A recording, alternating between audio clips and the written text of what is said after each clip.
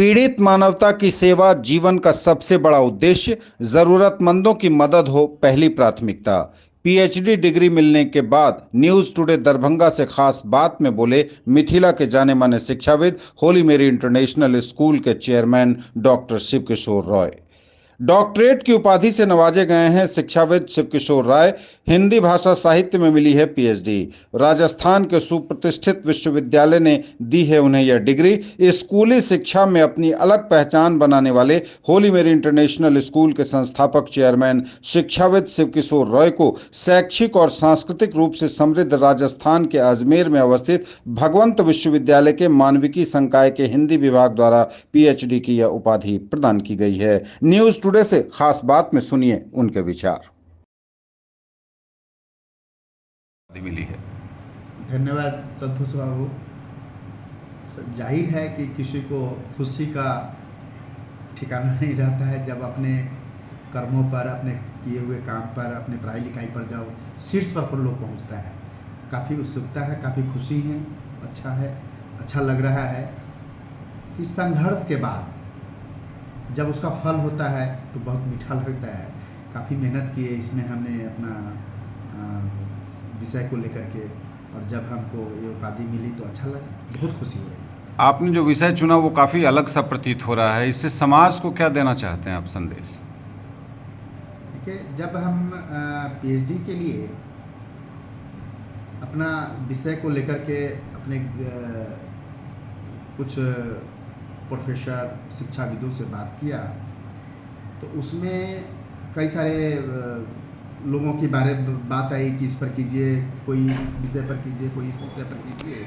लेकिन हमें एक सुझाव मिला कि शिवानी जो है बहुत अच्छी साहित्यकार, लेखिका थी, जो उन्होंने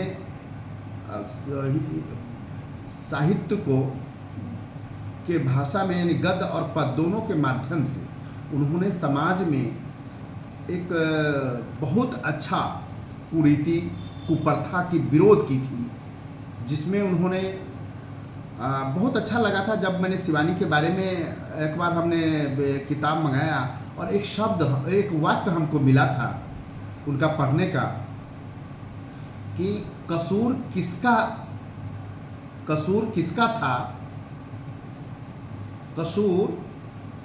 था, क्या फर्क पड़ता है, जो टूटा वो रिश्ता हमारा था। कितना संवेदनाएं हैं इस शब्द में, इस वाक्य में, कितनी करुणा है इस वाक्य में। जब हमने पढ़ा तो लगा कि नहीं, निश्चित तौर पर इसमें अगर हम अंदर जाकर के डूबेंगे, भीतर जाकर के गोता लगाएंगे तो निश्चित तौर पर इसमें बहुत कुछ मिलने वाला है। और हमने इनका चुना और इसमें शिवानी के साहित्य कथा में सामाजिक चेतना एवं संस्कृति बोध मैंने सब्जेक्ट रखा, विषय रखा, और इस पर हमने पीएचडी की। बहुत अच्छा लगा हमको।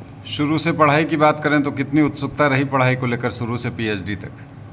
देखिए, बचपन में जब हम लोग सरकारी स्कूल में पढ़ते थे उस समय प्राइवेट स्कूल का बहुत कम स्थिति थी, नहीं के बराबर, और गांव में कोचिंग हो जाता था, ट्यूशन हम लोग पढ़ लेते थे। तो बहुत अच्छा, हम शुरू से हमको पढ़ाई लिखाई से बहुत अच्छा मन लगा। लेकिन आर्थिक स्थिति तंगी, पारिवारिक तंगी के कारण हमने बीच में कुछ हमको दिक्कत भी आई, लेकिन हम पढ़ाई को नहीं छोड़े और उसको लगातार मैंने फर्स्ट डिवीज़न से 10th भी किया, 12th भी किया, ग्रेजुएशन भी की, उसके बाद हमने पीजी भी और उसके बाद पीएचडी भी। मेरा सब बहुत अच्छा रहा। हम पढ़ाई लिखाई से शुरू से अपना, कभी ऐसा भी मौका मिला कि मैं गांव में बहुत सारे बच्चों को बैठा के भी पढ़ाया।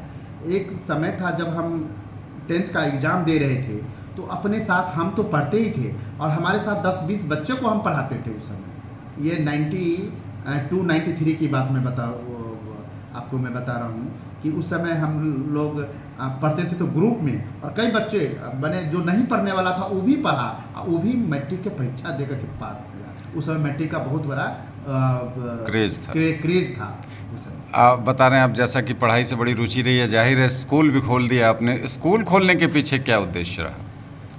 देखिए संतोष बाबू, स्कूल तो जब हम शादीशुदा हुए, बाल बच्चे हुए, और हमने देखा कि हर व्यक्ति जो कमाता है तो कुछ न कुछ अपने जीवन के लिए तो सब करता है, लेकिन कुछ समाज को ऐसी चीज़ मिले, ऐसा चीज़ मिले कि समाज एक वहाँ से एक अबोध को हम सुबोध बना के समाज को सौंप सके। एक अच्छा जो समाज में आज देश को, जो राष्ट्र को जो ज़रूरत है, ऐसे टैलेंट को, ऐसे वैज्ञानिक, ऐसे इंजीनियर, ऐसे डॉक्टर, तो वो हम लोग यहाँ से करके दें।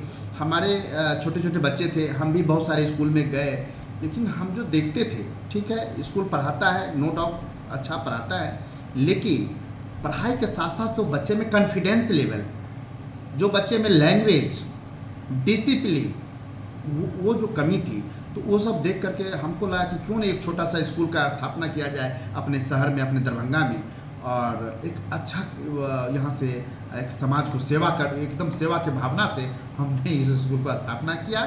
और आज आप लोग का शुभकामना है, खास करके मिथिला के और नॉर्थ बिहार के लोगों का शुभकामना है कि आज स्कूल बहुत अच्छा मैंने रन कर रहा है, और एक अच्छा यहाँ से हम काम करके अपने समाज को अच्छे एक संस्कारी बच्चे बना करके इस राष्ट्र को सौंप रहे हैं, दे रहे हैं। पीड़ित मानवता की सेवा के लिए लगातार आप बोलते रहते हैं, खुद करते भी हैं, पता भी नहीं चल पाता दूसरों को, इसके लिए क्या कहना चाहिए? इसमें तो सर हम कहेंगे कि आज हम हैं, हमारे जैसे हजारों लोग हैं जो अपने बाल बच्चे के साथ खूब खुशियाँ मनाते हैं। तरह तरह के पर्व होता है, और उस पर्व पर अपने मिठाई खाते, हम पुआ पकवान खाते, अच्छे अच्छे भोजन करते, लेकिन हमें एक उधर भी झांक के देखना चाहिए अगल बगल की, कि ऐसा तो नहीं कोई खाली पेट सो रहा है, उसके घर में कोई कष्ट है, उसको कोई दवा के बिना वो इलाज के लिए तड़प रहा है। तो उस समय एक मानवता, हमें जो मनुष्य का जो मानवता है, आदमीयता है, वो जगना चाहिए। अगर मनुष्यता नहीं है, मानवता नहीं है, तो फिर हम मानव किस तरह का मानव, तो उस पर हम लोग काम करते रहते हैं। और यही नहीं बल्कि दरभंगा ने पूरे बिहार में, देश में भी ऐसे ऐसे कई बच्चे हैं जो पढ़ाई में अव्वल है। बड़ी खुशी होगी कि आज हमारे जिस क्षेत्र में हम रह रहे हैं, जरा मेरा गाँव में, वहाँ के बगल के लड़का, उनके पिताजी मजदूर है, लेकिन वो लड़का IIT कंप्लीट किया, लेकिन वो उसको दिक्कत था, जा नहीं सकता था, ये स्थिति थी उसको, लेकिन उसको सपोर्ट किए, मदद किए। हम कहें कि नहीं बेटा तुम आगे बढ़ो, तो हम लोग नहीं होगा, हम चंदा करेंगे गांव में तुम्हारे लिए, लेकिन तुम बढ़ो आगे। और आज रुड़की में केमिकल इंजीनियर पढ़ाई कर रहा है, और वो लड़का हमसे वादा किया है कि UPSC करके हम आपको दिखाएंगे। तो ये हमारे लिए गर्व की बात होती है, मदद करना चाहिए। पीड़ित लोगों के लिए आप स्वयं करते भी हैं, हालांकि सामने नहीं आती बात, गांव में भी जानकारी हमें मिली है कि आपका चलता है इंस्टीट्यूशन जैसा, जहां बच्चे पढ़ते हैं, ज़रूरतमंद बच्चे।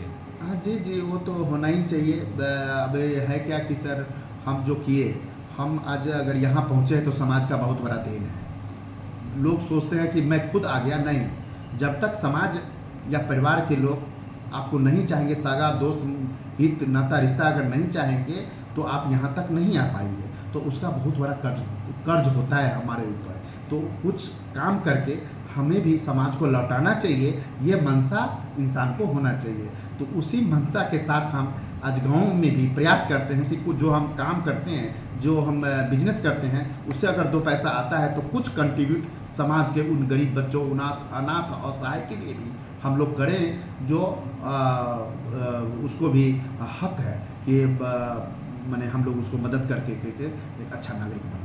पुअर होम भी लगातार आप जाते हैं, पुअर होम में जो ज़रूरतमंद अनाथ बच्चे हैं उनके लिए भी आप उनके साथ भी वक्त बिताते हैं, इसके पीछे कैसे मानसिक संतोष कैसा मिलता है आपको?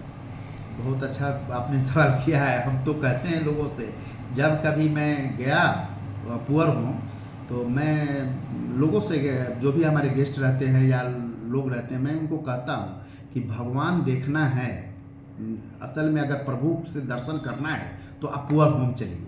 वहाँ देखिए कि नन्हे मुन्ने छोटे छोटे बच्चों, दृष्टिबाधित, ठीक है, भगवान ने उनको दृष्टि नहीं दी, लेकिन अंदर आत्मा इतना मजबूत दिया कि वो सब चीज़ जानता है, सब चीज़ देखता है। वो असली भगवान है। हम मंदिर में ढूंढते हैं प्रभु को, भगवान को, लेकिन पुअर होम में भगवान, जीवित भगवान हमें दर्शन होता है। तो हम जाते हैं। अच्छा लगता है कि जब उस छोटे मोटे बच्चों के साथ बैठ के खाना खाना, अपने बच्चों को ले जाते हैं और उसके साथ अपने बच्चों को बर्थडे मनाना, तो और उस बच्चे को जो कीजिएगा तो सीधा आपको परमात्मा का सेवा होगा। इसलिए वो जो छोटे मोटे बच्चे बड़ी खुश होते हैं और उनकी खुशी ही हमारे लिए दौलत है, संपत्ति है, हमारी खुशी है। इतनी बातें की आपने, आपको जीवन की हर कामयाबी मिले, हर ऊंचाई आप पाएं सर। न्यूज़ टुडे परिवार की ओर से बहुत आभार धन्यवाद बात सर, करने के लिए। धन्यवाद, थैंक यू।